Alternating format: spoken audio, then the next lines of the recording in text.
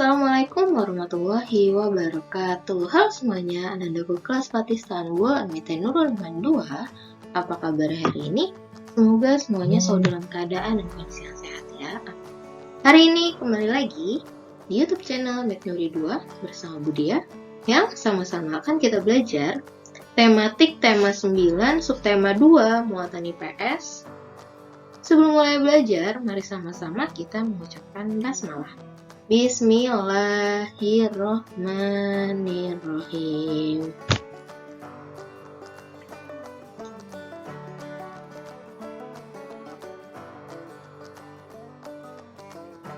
Materi yang pertama yaitu menjelaskan persebaran sumber daya alam di Indonesia.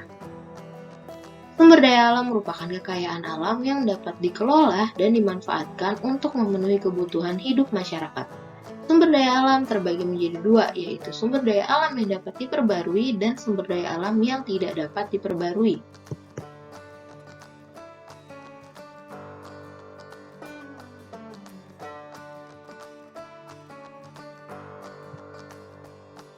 Sumber daya alam yang dapat diperbarui adalah sumber daya alam yang jumlahnya tidak terbatas dan dapat dimanfaatkan terus-menerus. Contohnya ada pertanian. Pertanian itu contohnya padi, jagung, kacang tanah, kedelai, singkong, ubi jalar, kentang, bawang merah, bawang putih, dan cabai. Lalu perkebunan. Perkebunan contohnya teh, cengkeh, kopi, kelapa sawit, tebu, coklat, tembakau, karet, kapas, dan anggur.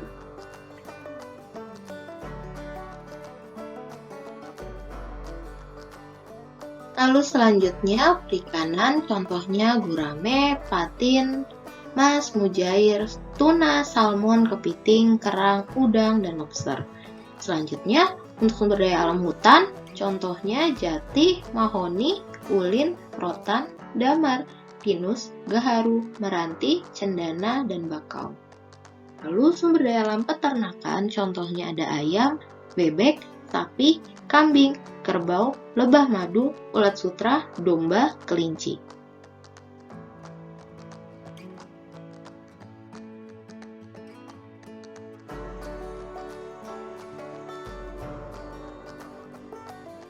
Sumber daya alam yang tidak dapat diperbarui adalah sumber daya alam yang jumlahnya terbatas dan apabila telah habis dipakai, membutuhkan waktu yang lama untuk menyediakan kembali. Sumber daya alam yang tidak dapat diperbarui adalah berupa logam, non-logam, dan industri.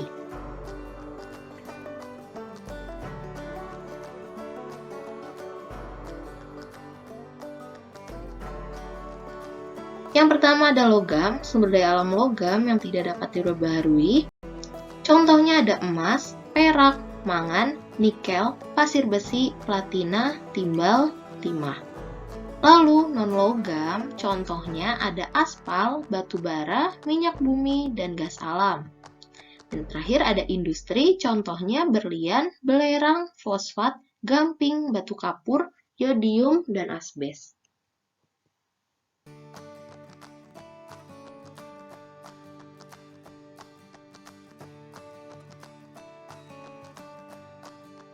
Berdasarkan jenisnya, sumber daya alam dibedakan menjadi dua, yaitu sumber daya alam hayati atau biotik dan sumber daya alam non-hayati atau abiotik.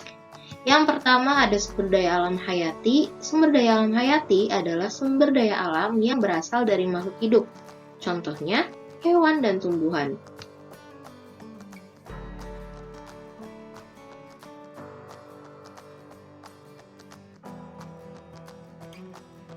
Lalu ada sumber daya alam non-hayati. Sumber daya alam non-hayati adalah sumber daya alam yang berasal dari benda-benda mati. Contohnya, fosil, mineral, matahari, udara, dan air.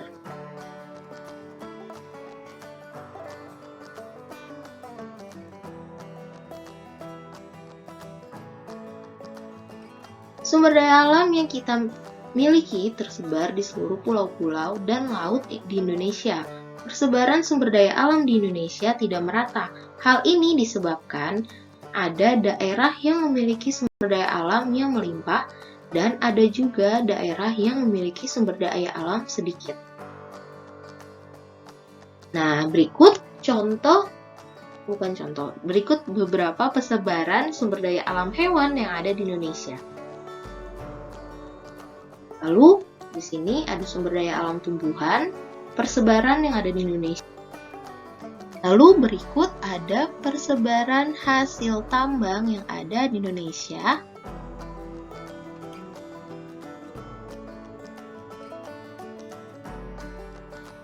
Dan selanjutnya menjelaskan pemanfaatan sumber daya alam.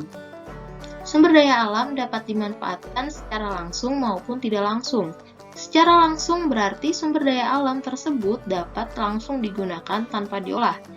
Misalnya, hasil pertanian dan perkebunan seperti sayur mayur dan buah-buahan.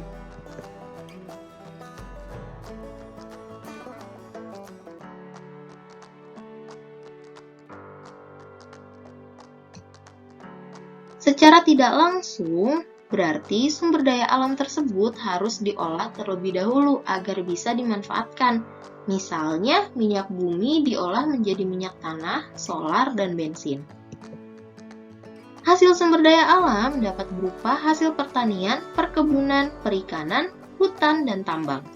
Setiap sumber daya alam mempunyai manfaat yang berbeda-beda.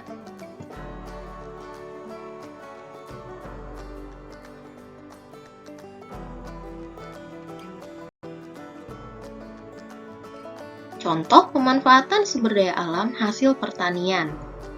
Padi, singkong, dan kentang sebagai makanan pokok.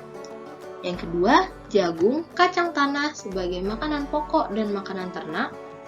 Yang ketiga, kacang kedelai sebagai bahan baku tahu, tempe, kecap, dan susu. Lalu bawang merah dan bawang putih sebagai bumbu dapur. Dan apel, jeruk, dan mangga sebagai sumber vitamin.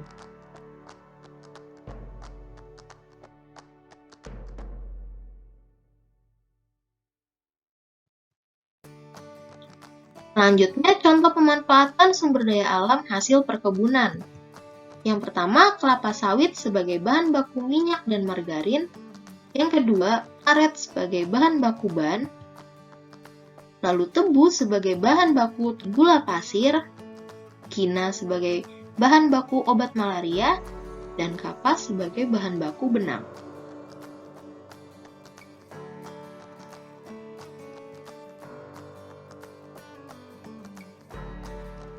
Selanjutnya, contoh pemanfaatan sumber daya alam hasil peternakan. Yang pertama, daging sapi beserta daging dan telur ayam sebagai sumber protein hewani, lebah madu sebagai penghasil madu, ulat sutra sebagai bahan baku kain sutra, kerbau untuk membajak sawah, dan domba sebagai sumber protein hewani, bahan baku kain wol juga bisa.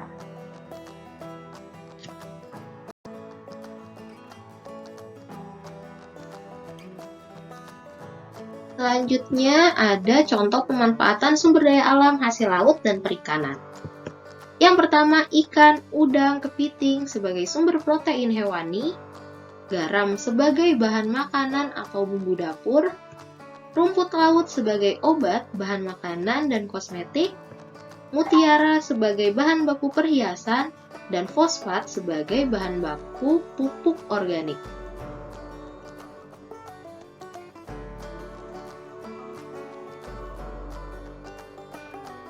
Selanjutnya yang terakhir ada contoh pemanfaatan sumber daya alam hasil tambang. Yang pertama, marmer dan batu gamping sebagai bahan bangunan, gipsum sebagai bahan baku plafon dan hiasan rumah, tanah liat sebagai bahan baku bata, genteng, dan gerabah, pasir, kuarsa sebagai bahan baku gelas, kaca, semen, dan keramik, dan yang terakhir, kaolin sebagai bahan baku kosmetik dan pasta gigi.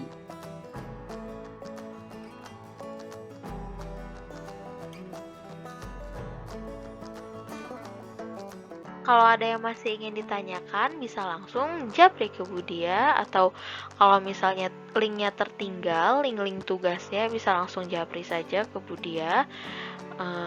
Mari sama-sama kita tutup pembelajaran kita pada hari ini dengan mengucapkan hamdalah, alhamdulillahirabbil alamin. Wassalamualaikum warahmatullahi wabarakatuh.